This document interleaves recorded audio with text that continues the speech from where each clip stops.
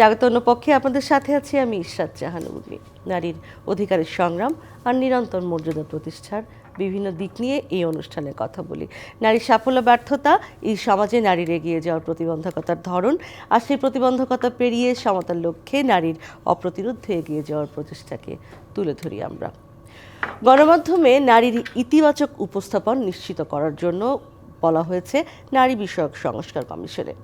জাতীয় সম্প্রচার নীতিমালা 2014 অনুসরণ করে সব ধরনের গণমাধ্যমে নারীর নেতিবাচক উপস্থাপন বন্ধ করার সুপারিশ করা হয়। নারী ও অন্যান্য লিঙ্গ বিরোধী উপস্থাপন ও মর্যাদা ক্ষুণ্ণ হয় এমন ভাষা পরিহার করে রীতিমতো প্রশিক্ষণের কথাও বলা হয়েছে। কিন্তু বাস্তবে কি দেখা যাচ্ছে বা কি ঘটছে? নারীর অপরাধ, নারীর যে কোনো অন্যায়ের বিবরণ দেওয়ার সময় তাকে উপস্থাপন করা হচ্ছে সেক্স অবজেক্ট অথবা যৌন বস্তু হিসেবে। এর শেষ কোথায়? আজন্য পক্ষে আলোচনা, গণমাধ্যমে নারীর প্রতি বিদ্বেষ ছড়ানো বন্ধ হবে কবে, এই বিষয়ে। সঙ্গে আছেন কবি ও প্রাবন্ধিক আফরোজা সোমা এবং আছেন লেখক উন্নয়নকর্মী কিজি তাহনিন। আপনাদের দুজনকে স্বাগত জানাচ্ছি। এই আলোচনা মোটেই নতুন নয়, এবং আমি যদি আফরোজা সোমাকে দিয়ে শুরু করি কিজি, কারণ তিনি আসলে গণমাধ্যম নিয়ে, মিডিয়া নিয়ে বিভিন্ন রিসার্চের কাজও করেন। এই আলোচনা একদমই নতুন নয়, আপনার সাথেই এই অনুষ্ঠানে অনেকবার এই আলোচনা করা হয়েছে, কিন্তু আমরা খুব একটা কোনো উন্নতি তো দেখতেই পাচ্ছি না। মানে ইদানিং আরও যেহেতু আসলে ক্লিকবেইট বিভিন্ন গণমাধ্যমের উদ্ভব হয়েছে, সেখানে এই বিষয়টা আরও বেশি দেখা যায়। আপনি কি আমাকে বলতে পারেন যে আসলেই এর শেষ কোথায়? অনেক ধন্যবাদ উর্মি আপনাকে, আমার সহালোচক কিজি আপনাকেও ধন্যবাদ, এবং অন্যপক্ষ এবং ডিবিসিকে ধন্যবাদ। এরকম একটা সময়োচিত প্রসঙ্গ আপনারা উত্থাপন করেছেন। আপনি যথার্থ বলেছেন। আপনার সঙ্গেই এখানে গত কয়েক বছরে অনেকবার আমি এসেছি এবং এই প্রসঙ্গগুলো নিয়ে কথা বলেছি, কারণ এটা আমার কাজের এবং বলতে পারেন রুজিরও এরিয়া। এটার শেষ কোথায়? ছোট্ট করে সহজ উত্তর হচ্ছে, খুব সহসা এটার শেষ নেই।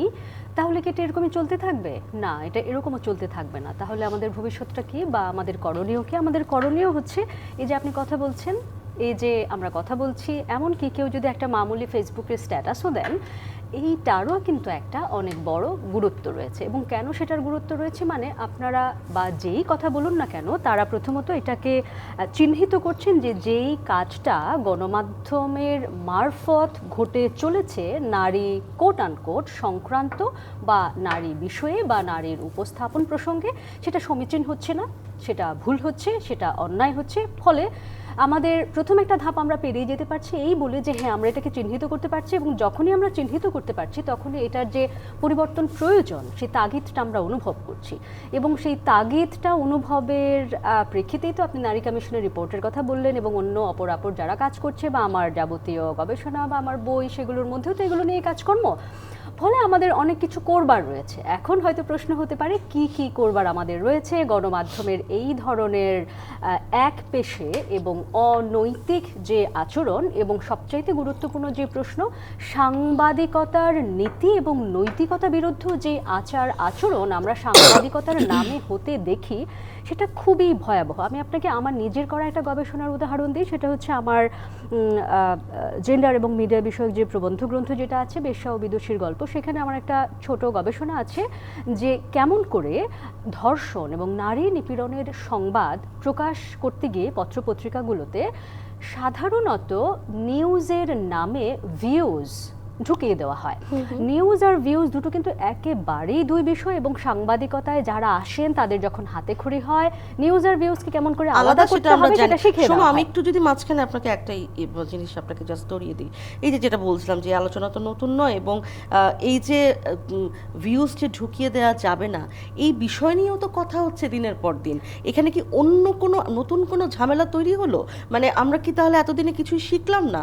আমার প্রশ্ন হচ্ছে সেখানে যে এই আলোচনাগুলো তো আমরা জানি, এখানে দুটো বিষয় জড়িত। এক হচ্ছে আমরা শিখলেও সবসময় আমাদের শেখা সেটা কার্যকর হয় না। আমরা একটা কথা জানি, পুরনো প্রবাদ, কাজের গরু কিতাবে থাকে বাস্তবে থাকে না। ফলে আমাদের অনেক লার্নিং, অনেক নলেজ যা আমরা শিখি তা কাজে কর্মে অনুদিত হতে আমরা দেখি না। ফলে আমাদের সাংবাদিকতায়, আপনি খানিকক্ষণ আগে ক্লিকবেট জার্নালিজমের কথা বলছিলেন, এখন যখন আপনি দেখবেন, আমি আপনাকে হাতে কলমে একটা গরমাগরম উদাহরণ দিতে পারি, যে নুসরাত ফারিয়াকে গ্রেফতার করা হলো এবং তার খবরাখবর প্রকাশ করা হলো সমস্ত গণমাধ্যমে। আমি এটা নিয়ে একটা ফেসবুকে স্ট্যাটাসও দিয়েছিলাম যে নুসরাত ফারিয়াকে, if I am not mistaken, কালের কণ্ঠে তার যেই ছবিটা দেওয়া হলো, পাশাপাশি দুটো ছবি দেওয়া হলো, এর মধ্যে একটা ছবি হচ্ছে তিনি এক ধরনের একটা অন্তর্বাস পরে রয়েছেন, এবং যেটা বাংলাদেশের বিদ্যমান বাস্তবতায় ওই ছবিটা একজন চিত্রনায়িকাকে গ্রেফতার করা হয়েছে, যে রাজনৈতিক প্রসঙ্গ এবং অন্য আরো অপরাপর বিষয় এই ছবিটার যে মোটিভ, এই মোটিভটা খুবই প্রশ্নবিদ্ধ করবার মতন। ফলে আমরা যখন জার্নালিজমে ট্রেনিং দেই এবং জার্নালিজমে কোন ভাষা এবং মতামত থেকে কেমন করে আপনি বক্তব্য থেকে কেমন করে ফ্যাক্টকে আলাদা করবেন, এই প্রসঙ্গগুলো যখন আমরা বলি, এগুলো কিন্তু হাতে কলমে অনেক ক্ষেত্রেই বলা হয়। তবে আমি আর ছোট করে একটু শেষ করছি, 30 সেকেন্ড। আপনি যেটা বললেন যে এরা কি জানে না, তাহলে এরা করছে কেন? সত্যিকার অর্থে কি জানেন? বহু মানুষ, আমি বলবো 90%, মানে বিভিন্ন ধরনের ট্রেনিংয়ের সঙ্গে জড়িত থাকার সুবাদে আমি অনেকটা দায়িত্ব নিয়েই বলছি, 90% যারা এই ক্ষেত্রে রয়েছেন, কিছু প্রাইমারি নলেজ নিয়ে তারা আসেন, কিন্তু তারা আসলেই জানেন না যে নিউজ আর ভিউজ কোথায় তারা একাকার করে ফেলছেন, কারণ তাদেরকে তো সেই ট্রেনিং এবং গ্রুমিং এর ভিতর দিয়ে নিয়েই যাওয়া হয় না। একদম অসংবেদনশীলতা রয়েছে সেই বিষয়টা, যেটি বলছিলেন আফরোজা সোমা। একটা বিষয় দেখেন, ইসেও এসছে আপনার নারী সংস্কার কমিশনও, তারা বলছে যে এমন ভাষা পরিহার করার কথা বলছে, প্রশিক্ষণের কথা বলছে, এবং সোমাও সেটি বললেন যে জানেন না, কিন্তু আবার জেনেও অসংবেদনশীল আচরণ করা, এবং সেই সাথে পুঁজির একটা খেলা আছে। ক্লিকবেট মানেই হচ্ছে আপনার যখনই আপনি এটা ক্লিক করবেন, একটা সসি জিনিস দেখতে ভালো লাগবে, পড়তে মজা লাগবে, সেটাও একটা বড় বিষয়। একজন লেখক এবং উন্নয়ন কর্মী হিসেবে আপনার কাছে আমি আসলে সেই প্রশ্নই রাখতে চাই যে এই পুঁজির খেলা যতদিন সঙ্গে থাকবে, ততদিন কি আসলে এই সমস্যার সমাধান হওয়ার কোনো উপায় আছে? থ্যাংক ইউ উর্মি আপা, আপনার প্রশ্নের মধ্যে আপনার উত্তর লুকিয়ে আছে, এবং আমি সোমা আপার সাথেও একমত। আমরা আলোচনায় বসছি অনেক দিন ধরে। ভালো জিনিস কোনটা জানেন? ভালো জিনিসটা দিয়ে শুরু করি, যে অন্য পক্ষের মতো আলোচনা হচ্ছে। এই যে একটা ট্রেন্ড, অন্য পক্ষের দর্শক কম, আলোচনা হচ্ছে, ফেসবুকে মানুষ কথা বলছে, টুকটাক আমরা চায়ের আড্ডায় কথা বলছি, কিন্তু এই যে ধারাটা দেখবেন, ধারাটা কিন্তু অনেক পুরনো, ক্ষমতাতন্ত্র পুরুষতন্ত্রের অনেক পুরনো ধারা। এখন পার্থক্যটা কোথায় হয়েছে? আগে এই ধরনের নিউজ হলে, যিনি মাত্র সোমাপা যে উদাহরণটা দিলেন, নুসরাত ফারিয়া বা এ ধরনের মানে নিউজ হলে আমরা চ্যালেঞ্জ চলে যেত, হ্যাঁ, আনচ্যালেঞ্জ চলে যেত, এবং আমরা কথা বলতাম না। কিন্তু আপনি পরের সপ্তাহে আজকে গণমাধ্যমেই কথা বলছেন এটা নিয়ে। এখন বিবিসি 2012-তে খুব ইন্টারেস্টিং একটা জরিপ করেছিল, ওখানে দেখিয়েছিল যে মেয়েদেরকে আসলে মানুষ কিভাবে দেখতে পছন্দ করে গণমাধ্যমে। সেক্স অবজেক্ট, যেটা আপনি প্রথমেই বললেন, স্ত্রী কিংবা কন্যা রূপে, এখন আপনি অথবা মাতা রূপে, অবশ্যই মাতা তো রূপে অবশ্যই, এবং কিছুটা প্যাসিভ রোলে ভিকটিম হবে, এবং তার বডির মেজারমেন্ট, তার গায়ের রং, বর্ণ, এগুলো দিয়ে তাকে মাপা হবে, এবং সে গণমাধ্যমের মূল পাতা বলেন, সাহিত্য পাতা বলেন, সে কিন্তু ইনভিজিবল।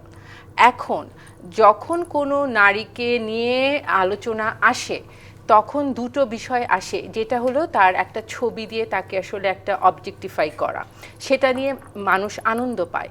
এবং একজন পুরুষ যদি ঠিক একই অপরাধটি করে, পুরুষের অপরাধটি নিয়েই শুধু আলোচনা হয়, এবং সে পূর্বে কী ধরনের অপরাধ করেছে সেটা নিয়ে আলোচনা হয়। কিন্তু এখন নারী যখন আলোচনা, মানে তাকে নিয়ে যখন হচ্ছে, তার মূল উপজীব্য বিষয় হচ্ছে আলোচনার তার চরিত্র, তার পোশাক, তার কয়টি প্রেম ছিল, সে কয়জনের স্ত্রী, সে কয়জনের প্রেমিকা। তো এই নিউজ আর ভিউজের, আপনারা গণমাধ্যমে কাজ করেন, আপনারা আরও ভালো বলতে পারবেন, কিন্তু তারা ট্রেনিং পেলেও উর্মি আপা কেন তারা আসলে এটা মানবে, যেখানে এটা তাদের পুঁজি, তাদের রুটি রুজির ব্যাপার, সেই জায়গায় কি শক্ত হাতে কোনো পদক্ষেপ নেওয়া হয়েছে? হয়নি। যতদিন হবে না ততদিন এটি চলতে থাকবে। পুঁজি এবং অসংবেদনশীলতা, এই দুটি বিষয়কে যদি একত্র করে কথা এই বলি আলাপ আমরা। তো পুরো মহাভারতের সমস্ত ছোট করে বলতে হবে। আপনি এনেছেন, কিন্তু ছোট করে বলি। দেখুন, পুঁজির মক্কা তো আমেরিকা, তাই না? কিন্তু আপনি যদি মার্কিন গণমাধ্যমগুলো দেখেন, সেখানে মার্কিন গণমাধ্যমে যখন আপনি সাংবাদিকতা বা ফ্যাক্ট নিয়ে যখন একটা হার্ডকোর নিউজের কথা বলছেন, সেই হার্ডকোর নিউজের জন্য কিন্তু কিছু নিয়ম, কিছু নীতি, কিছু নৈতিকতা একেবারে বেঁধে দেওয়া আছে, সেগুলো আপনাকে মেনে চলতে হবে। নিউজের সংজ্ঞা কী, ভিউজের সংজ্ঞা কী, কোনটা কেন তার চরিত্রগতভাবে আলাদা, সেগুলো কিন্তু বলা আছে। এবং সবসময় আসলে আমরা যেই সমাজে বা যে কনটেক্সটের যে পরিপ্রেক্ষিতে থাকে, সেটাকে তো আর উৎস রেখে আমরা কথা বলতে পারি না। প্রধানত আপনি যে পুঁজির কথা বলছিলেন এবং অসংবেদনশীলতার কথা বলছিলেন, ধরা যাক আপনি যে আমাদের একজন বর্তমানে বেশ খ্যাতনামা একজন চিত্র পরিচালক আছেন রাফির সিনেমাগুলো আপনি যদি দেখেন, খুবই আমি এভাবে শব্দটা বলবো না, তার যে ম্যাচোইজম, পুরুষদের যে ম্যাচো টক্সিক রিপ্রেজেন্টেশন, নারী বিদ্বেষ কিছুটা আছে, সেটা আসলে আমি সেটা বলছি না, হবে। আমি একদম যা আছে ফ্যাক্ট বেজ আমি সেটা বলছি। ধরা যাক তার চরিত্রগুলো তারা খুবই টক্সিক, ম্যানলি, ম্যাচো, এবং সমাজে তার চরিত্রগুলোর ভেতর দিয়ে দিন শেষে দেখা যায় তার চরিত্রের যে নারী প্রোটাগনিস্ট, যিনি মূল চরিত্র থাকেন, সমস্ত দোষের কেন্দ্রবিন্দুতে আমরা নারীকে দেখতে পাই। আর পুরুষ হচ্ছে ওই যে পর্নের ওই যে চটিতে দেখবেন, চটিতে যত গল্প লেখা হয়, সমস্ত চটিতে পুরুষটা আলাভোলা থাকে, নারী তিনি যেই হন না কেন তাকে ভুলিয়া ভালিয়ে একটা যৌনকর্মে তাকে প্রবৃদ্ধ করে। তো আমাদের এই যে রাফির যে গল্পগুলো একই রকম। এখন আপনার পুঁজির সঙ্গে এটা সম্পর্ক কি? তাহলে একটু আগে কিজি বলছিলেন যে সমাজে একটা উপযোগিতা থাকতে হয়। আপনার সমাজ খুবই একটা টক্সিক সমাজ। যে মেয়ে কেন সে প্যান্ট আর গেঞ্জি পরে বা তার পোশাক সে কেন বয়ফ্রেন্ডের সঙ্গে ছিল, আপনি তাকে বেল্ট খুলে জনসম্মুখে প্রকাশ্যে পেটাচ্ছেন, বাকিরা করতালি দিয়ে সোল্লাসে এটাকে প্রশংসা করছে। সেই সমাজে এই ধরনের ম্যাটেরিয়াল হবে না তো কি হবে? এই আলোচনা আমি আরেকটু বাড়াতে চাই, একটু বিরতি থেকে ফিরে আসি। একটা বিরতি নিচ্ছি, অন্য পক্ষে থাকুন ডিবিসি নিউজের সঙ্গে। আবার স্বাগত। অন্য পক্ষে কথা বলছি আজ গণমাধ্যমে নারীর প্রতি বিদ্বেষ কবে ছড়ানো বন্ধ হবে, কবে? কিজি, একটা বিষয় তো যেটি বলছিলাম আমরা, যে আপনি বলছিলেন যে শেষ অংশে কি আলোচনা হবে, সমাধান এক কথায় চলে আসবে না, কিন্তু যেটি এক্ষুনি বলছিলাম যে যারা আসলে এই ধরনের সংবাদগুলো দেন, এইভাবে সংবাদ পরিবেশন করেন নারীকে সেক্স অবজেক্ট করে, তারা দেবেনি, কারণ তারা পয়সা পান এটা করে। তাহলে আসলে যারা এটির ভোক্তা, সেই ভোক্তাদেরকে নিয়ে আমাদের কাজ করা দরকার, নাকি তাদেরকে সুশিক্ষিত করা দরকার, নাকি আসলে যারা এগুলো করছেন তাদেরকে প্রশিক্ষিত করা দরকার? কোনটা আসলে জরুরি, নাকি সবগুলোই? ভোক্তারা তো এন্টারটেইনমেন্টের জন্য সোশ্যাল মিডিয়াতে যাচ্ছে, ক্লিক বেইটে ক্লিক করছে। ভোক্তারা কিন্তু পরে আসে। রুচি যারা তৈরি করছে, রুচির কারিগর, দুটো গণমাধ্যম, দুটো প্ল্যাটফর্ম যদি এই ধরনের নীতিহীন কন্টেন্ট প্রডিউস করে, একজন বা দুইজনকে তো থাকতে হবে যারা করবে না। তাহলে আমার কাছে মনে হয় এটা গণমাধ্যমের প্রথম কাজ, যে রুচিশীলতা বা রুচির যে আসলে রুচির তো সংজ্ঞা হয় না, কিন্তু রুচি বোধ সম্পন্ন কন্টেন্টও পাশাপাশি রাখা। এরপরে ভোক্তা, আসলে কিছু ভোক্তা ডাইভার্টেড হবে, তারা অনেকে তো আসলে পাচ্ছে না ভালো কন্টেন্ট, এই জন্য তারা ক্লিক করছে। তারা যদি তাদের রুচির সাথে মিলে এরকম কন্টেন্ট পায়, এবং সেই জায়গা থেকে আসলে তখন যে আপনার অ্যাওয়ারনেসটা তৈরি করতে হবে, তখন যে আপনি ভোক্তাদের বোঝাতে পারবেন যে ভালো কন্টেন্ট এবং নীতিহীন কন্টেন্টের মধ্যে পার্থক্যটা কোথায় এবং কোনটা তাদের গ্রহণ করা উচিত। কিন্তু আপনার যদি এখন সামনে কোনো মানে নীতি মেনে চলা, রুচি সম্পন্ন কন্টেন্ট না থাকে, যেখানে মানবিকতা নাই, যেখানে নারীর প্রতি সহনশীলতা নাই, আপনি কম্পেয়ার করবেন কি দিয়ে? কোন পত্রিকাটা, এই যে উদাহরণগুলো বলো, কোন পত্রিকাটা আসলে একটা নারীকে ডিফারেন্টভাবে পোর্ট্রে করছে? আমি তো দেখতে পাচ্ছি না। তো করছে কারণ সেখানে বাজার আছে। তো দু একটা পত্রিকা, দু একটা টিভি চ্যানেল যদি দায়িত্বশীলতার পরিচয় দেয় এবং আমাদের মতন আমরা যারা বলছি যে সমাজে এসে কথা বলছি, সোমা আপার মতন আমার মতন আমরা উন্নয়ন কর্মী হিসেবে কাজ করছি, আমরা সাহিত্য নিয়ে কাজ করছি, আমাদের পুরুষ সহযাত্রীরা যদি সাথে এসে মাঝে মাঝে কথা বলেন বিভিন্ন প্ল্যাটফর্মে, সেখান থেকে আস্তে আস্তে আসলে চেঞ্জেসগুলো আসবে। এটা কি শুধুই রুচির ব্যাপার সোমা, নাকি সাংবাদিকতার নীতি নৈতিকতার মধ্যেও তো এইভাবে করে যদি কোনো নারীকে উপস্থাপন করা হয়, কোনো নারীকে না নারীদেরকে বারবার এভাবে উপস্থাপন করা হয়, সেটা তো তার সাথে আসলে অন্যায় ঘটছে। ধন্যবাদ, আপনি রুচির প্রশ্ন আনলেন। রুচি অরুচির আলাপেই আমি যাব না। কারোর কাছে বোম্বাই মরিচ দিয়ে বা নাগা মরিচ দিয়ে ঝালমুড়ি মাখানো খাওয়া খুবই মজার ব্যাপার, আরেকজন দূর থেকে দেখলেই অজ্ঞান। আপনি নাপ্পির কথা বলবেন, হ্যাঁ নাপ্পি আবার মানুষে খায়, আরেকজন বলবে চাপা শীতল মানুষে খায়, কিন্তু চাপা শীতলের নাম শুনলে আমার এখনই জিভে জল চলে আসার মতন অবস্থা হবে। ফলে ওই রুচি অরুচির আলাপে আমি যাব না। যখন আমরা প্রফেশনালিজমের কথা বলি, প্রফেশনালিজম বা পেশাগত আচরণের কথা যখন বলি, তার মানে সেখানে কিছু নির্ধারিত ডুজ অ্যান্ড ডোন্টস, মানে কি আমি করতে পারি আর কি আমরা করতে পারি না, সেটা একটা একেবারে এক ধরনের সংবিধিবদ্ধ একটা আলাপের মতোই সেগুলো থেকে যায়। ফলে আমাদের এখানে সাংবাদিকতার ওই আলাপে শুরুতে যেটা বলেছিলাম কাজের গরুর মতন, কিতাবে কিন্তু অনেক ভালো ভালো কথা লেখা আছে। কারণ আমি হয়তো যখন ট্রেনিংয়ে যাই, বলি, আলাপ করি, ক্লাসে বলি, বই আছে, রিসার্চে লিখেছি, সেগুলো কিন্তু আছে। তাহলে আমাদের মূল সংকটটা কোথায়? সংকটটা হচ্ছে এক্সিকিউশনে, মানে আমরা সেটা প্রায়োগিক জায়গায় সেটা কতখানি বাস্তবায়ন করতে পারছি কি পারছি না। এখন প্রায়োগিক জায়গায় বাস্তবায়ন যদি আমরা করতে চাই, আমাদের অনেকগুলো ব্যবস্থার প্রয়োজন রয়েছে। প্রথমত, যারা যেই হাউস কোনো একটা পাতার যখন তারা সহসম্পাদক নিয়োগ দিচ্ছেন, পাতার সম্পাদক নিয়োগ দিচ্ছেন, বা অ্যাজ এ হোল ওই হাউসের যারা সাংবাদিকতা করছেন, তাদের জন্য ফেস বাই ফেস নানান রকমের ট্রেনিংয়ের আয়োজন প্রয়োজন রয়েছে। আর আমাদের দেশে ব্যাপারটা এরকম যে, ও হ্যাঁ উনি তো দুই কথা লিখতে পড়তে পারেন, তার মানে উনি হচ্ছে খুবই জেন্ডার সংবেদনশীল মানুষ বা জেন্ডার সংবেদনশীল সাংবাদিক হয়ে গেছেন। ব্যাপারটা সর্বৈব ভুল। এবং কেন ভুলের সর্বোচ্চ উদাহরণটা দিই, অধ্যাপক আব্দুল্লাহ আবু সাঈদ, তিনি আমার খুবই নমস্য একজন ব্যক্তি। আমি বা আজকের এখানে বসে কথা বলবার পেছনে আমি তো বলবো তার বিশ্ব সাহিত্য কেন্দ্রের একটা বড় অবদান আমার পেছনে রয়েছে।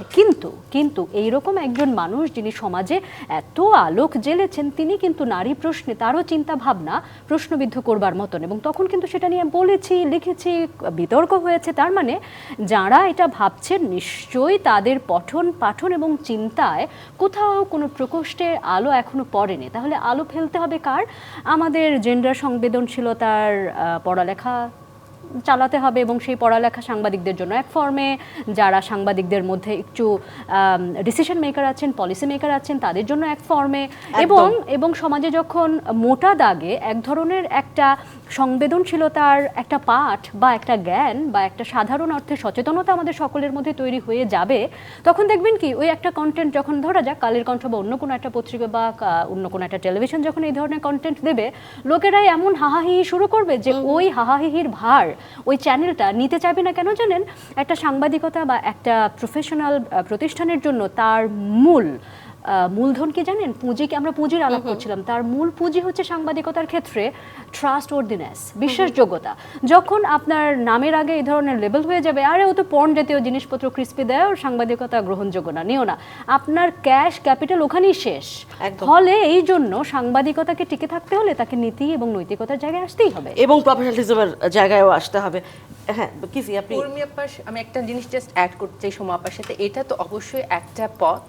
আরেকটা পথ হচ্ছে যে আমি শুধু গণমাধ্যমে কি দেখাবো সেটা না, একটা মিডিয়া হাউস বা একটা পত্রিকার নিজস্ব অর্গানাইজেশনাল একটা জেন্ডার পলিসিও কিন্তু থাকা খুব জরুরি। আপনার যদি নিজের প্রতিষ্ঠানে আপনি কিভাবে সহকর্মীর সাথে আচরণ করবেন বা আপনার আসলে সমতার জায়গাটা নির্ধারিত কিনা সেই চর্চাটা না হয়, আপনি যে আসলে পর্দায় যে পত্রিকায় যে কাগজে যে সেটা এক্সিকিউট করতে পারবে না। চর্চাটা আসলে আপনার দৈনন্দিন প্রতিদিনের আচরণে কাজে তৈরি করতে হবে। সো প্রতিটা মিডিয়া হাউসের আমার মনে হয় জেন্ডার পলিসি থাকা খুব জরুরি। আমি একটা ছোট্ট জিনিস টাচ করে শেষ করব, যেহেতু একদম শেষের দিকে চলে এসেছি।